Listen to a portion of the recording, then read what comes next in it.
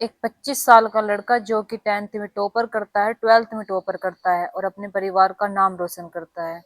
वो लड़का जिसका फ्यूचर इतना ब्राइट था, जो आने वाले फ्यूचर में बहुत कुछ करने वाला था, तभी वो लड़का एक दिन अपने ही परिवार को खत्म कर देता है।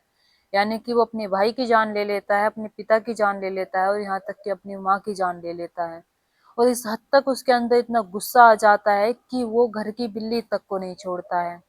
आखिरकार वो लड़का जो कि अपने परिवार के साथ हंसी खुशी रह रहा था, उसने अपने माँ बाप, अपने भाई के साथ ऐसा क्यों किया, ऐसा क्या हुआ था उनके घर में, क्या नहीं, ये जानते हैं हम इस घटना के माध्यम से। और जो लड़का इतना पढ़ा लिखा था, जो टॉपर था, वो ऐसा कैसे कर सकता है, ये भी जानते हैं। चले तो बिना देरी के इस घटना को शुरू करते हैं और जानते हैं कि इस घटना में क्या होता है। नमस्कार, आदाब, सत श्री अकाल, हर हर महादेव। मेरा नाम रूपा है और आज की घटना मध्य प्रदेश के बैतूल के एक गांव लगता है, सांगवा गांव। यहीं पर रहने वाला एक व्यक्ति जिसका नाम राजू उप हंसू है, हंसू धुर्वे। इसके दो बेटे हैं, जिनमें से एक का नाम दिलीप है और एक का नाम दीपक है। बेटी भी है जिसकी शादी हो चुकी है। जो दीपक है उसकी उम्र अभी की डेट में 25 साल है और जो दिलीप धुर्वे है उसकी उम्र 20 साल है। हंसु धुर्वे की पत्नी कमलती देवी, जिसकी उम्र अभी के रेट में 40 साल है। यानी कि परिवार के लोग एक दूसरे के साथ बेहद खुश थे। इधर जो दीपक था, उसने अपने बोर्ड में बहुत अच्छे मार्क्स प्राप्त किए थे, यानी कि वो बोर्ड में टॉपर था, उसका फ्यूचर बहुत ही ब्राइट था। यानी कि माँ बाप इतने खुश होते हैं, वे सोचने लगते हैं कि जो उनका बेटा है वो बड़ा होकर कुछ अच्छा करेगा। यानी कि 10th 12th करने के बाद वो ग्रेजुएशन जैसे ही पास कर लेगा तो सरकारी नौकरी की तैयारी भी करेगा। जो दीपक है वो ऐसा ही करता है, यानी कि अपने माता पिता के अनुसार चल रहा था। वो सेना में जाने की तैयारी करता रहता है, यानी कि वो पढ़ाई करता है, बहुत सारे पेपर देता है सरकारी, जिससे कि वो कोई सी भी जॉब प्राप्त कर सके और जिससे जो उसके माँ बाप की छाती है वो और चौड़ी हो सके। धीरे धीरे करके समय गुजर रहा था। आसपास के गांव के जितने भी लोग थे वे दीपक को बहुत अच्छा मानते थे। दीपक धुर्वे जो कि अच्छा ही लड़का था और दिखने में साधारण सा ही था और उसमें ज्यादा कोई ऐब नहीं थे, लेकिन जैसे ही धीरे धीरे समय गुजरता चला जाता है, ऐसे जो दीपक धुर्वे हैं उसमें बहुत सारे चेंजेस होते चले जाते हैं। अब वे चेंजेस किस चीज के होते हैं? वे चेंजेस होते हैं उसकी फेलियर के। यानी कि फेलियर, वो जो पेपर दे रहा था सेना में जाने के लिए, बार बार फेल हो रहा था, यानी कि बार बार वो नाकामयाब हो रहा था। उसे पता ही नहीं चलता है कि उसमें इतनी नाकामयाबी कब से आ गई। वो 12th का एक टॉपर बच्चा था, लेकिन वो कैसे एक सरकारी पेपर क्लियर नहीं कर पा रहा है। दीपक को ये चीज सताने लगती है। दीपक सोचने लगता है कि अगर वो कुछ नहीं कर पाया, उसे इतने साल हो गए हैं पेपर की तैयारी करते करते, लेकिन अभी तक उसका सिलेक्शन नहीं हो पाया, और आगे चलकर अगर सिलेक्शन नहीं होया तो क्या होगा। अब इसी के चलते दीपक जो है 2 साल पहले अपने माँ बाप से कहता है कि मम्मी पापा, मेरे दिमाग के अंदर शैतान आ गया है, मेरे अंदर शैतान आ गया है, मुझे पता ही नहीं चलता है कि मैं कब, कहाँ और क्या कर दूं।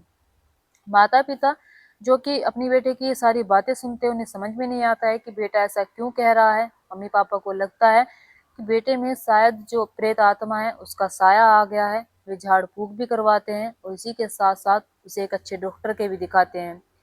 दीपक दुर्वे को अच्छे डॉक्टर के दिखाने के साथ साथ वे उसके घर में भी देखभाल कर रहे थे, लेकिन जो दीपक है वो अपने माँ बाप से लगातार यही बात कह रहा था कि जो उसका दिमागी संतुलन है वो ठीक नहीं है, उसके अंदर कोई शैतान आकर बैठ गया है और वो शैतान उसे कुछ भी नहीं करने दे रहा है। यानी कि दीपक धुर्वे को जो नाकामयाबी होती है वो इतनी सताने लगती है कि वो ऐसी ऐसी बातें करने लगता है जिससे माँ बाप को भी डर लगने लगता है। और जो उसका छोटा भाई था दिलीप, जिसकी उम्र 20 साल थी, उसे भी डर लगने लगता है। लेकिन फिर भी धीरे धीरे समय गुजर रहा था। लेकिन एक दिन ऐसा भी आता है जिस दिन बहुत मनहूस होता है। यानी 18 फरवरी सन 2026 को माता पिता भाई और घर में एक परेशान भांजा भी था, 5 साल का, और एक बिल्ली थी।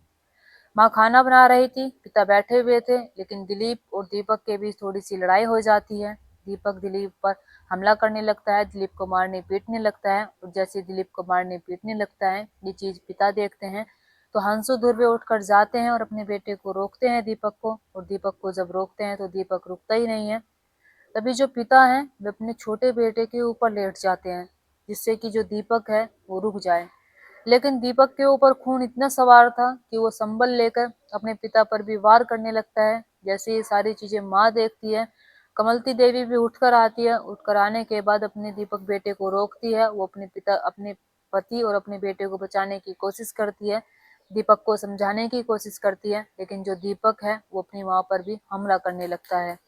यानी कि वो इतने जोर से हमला करता है उन तीनों पर, तब तक हमला करता है जब तक उनकी जान नहीं चली जाती। और जब वे इस दुनिया को छोड़कर चले जाते हैं तो दीपक घर की जो बिल्ली होती है उसे भी नहीं छोड़ता है, उन्हें भी मारकर वो आराम से वहीं पर बैठ जाता है। यानी कि उसके अंदर कुछ भी नहीं था, ना ही उसे पछतावा हो रहा था, ना ही वो कुछ बोल रहा था, ना ही आसपास के जो लोग थे उन्हें इस चीज की भनक लग रही थी।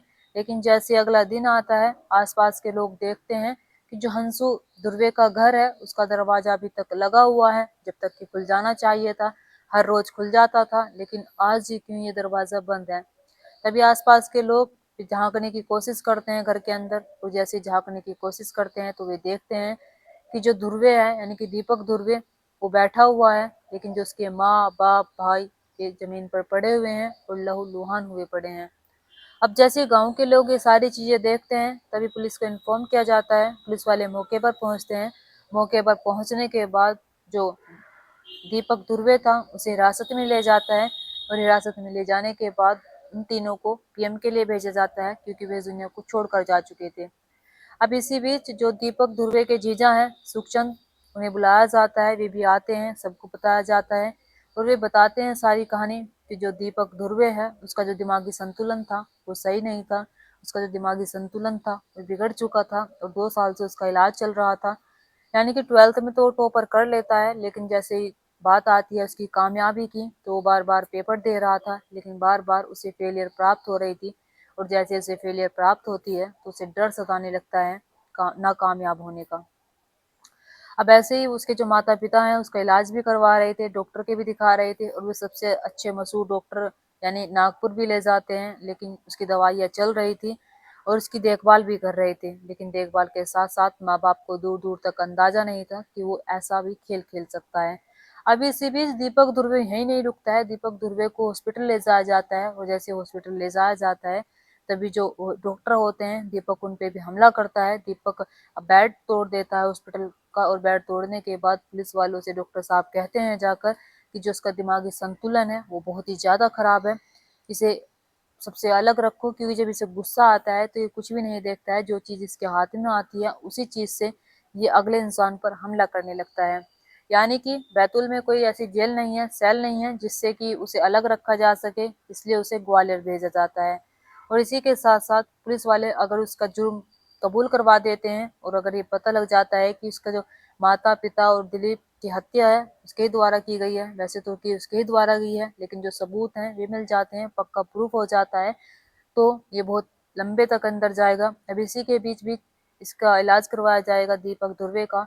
लेकिन आप यहाँ क्या कहना चाहेंगे? आप दीपक दुर्वे जो पुलिस वालों को लग नहीं रहा कि उसके चेहरे पर थोड़ा सा पछतावा हो, क्योंकि वो उसमें कुछ है ही नहीं, वो इतना स्ट्रेस है, इतना डिप्रेस है, उसका दिमागी संतुलन इतना बिगड़ा पड़ा है कि जो एक 12th का बच्चा इतना टॉपर हो सकता है, पढ़ाई कर रहा था, लिख रहा था, उसे इतनी नाकामयाबी का डर सताने लगता है कि वो पागल ही हो जाता है। और जब पागल होता है तो अपने माँ बाप की जान ले लेता है, जो माँ बाप सोच रहे थे कि हमारा बेटा पढ़ लिख कर कुछ बनेगा, हमारा बेटा हमारे लिए कुछ करेगा। माँ बाप इस दुनिया को छोड़कर चले गए, भाई इस दुनिया को छोड़कर चला गया। जो दीपक दुर्वे है अब उसकी पढ़ाई का लिखाई का कोई फायदा भी नहीं है। उसका जो फ्यूचर है पहले ब्राइट हुआ करता था, लेकिन अब उसका फ्यूचर भी ब्राइट नहीं है। अब उसे पूरी जिंदगी जेल में बितानी पड़ेगी। लेकिन दोस्तों, आप सोचने वाली बात है, दीपक दुर्वे जो पढ़ाई कर रहा था, लिख रहा था, लेकिन माँ बाप को समझना चाहिए था, माँ बाप को शायद उस पर प्रेशर नहीं डालना चाहिए था, माँ बाप को कह देना चाहिए था कि तुम पेपर की जो तैयारी है वो छोड़ दो, तुम कुछ मत करो, हम तुम्हारे साथ हैं। उसे अपने की तरह ट्रीट करना चाहिए था। यानी कि बच्चों को आजकल माँ बाप ज्यादा पढ़ाई का दबाव बनाते हैं, और जब भी बच्चों पर पढ़ाई का दबाव बनाते हैं तो बच्चा बहुत डिप्रेस्ड हो जाता है, और जब डिप्रेस्ड होता है तो वो ऐसे ऐसे कदम उठाने में ज्यादा देर नहीं लगाता। इसलिए माँ बाप को समझना चाहिए और बच्चे को भी समझना चाहिए कि माँ बाप उसके भले के लिए सब कुछ करते हैं, वो कामयाब हो जाएगा तो उसके ही लिए सब कुछ काम आएगा, माँ बाप के लिए कुछ भी काम नहीं आता है। और बड़े होकर जब बच्चे की शादी हो जाती है तो माँ बाप की भी बहुत कम करने लगते हैं। इसलिए माँ बाप का ज्यादा लालच नहीं होता है बच्चों को अच्छा बनाने के लिए, बच्चों को कामयाब बनाने के लिए। सिर्फ उनका लालच यही होता है कि आने वाले फ्यूचर में उन्हें किसी के आगे हाथ ना फैलाना पड़े।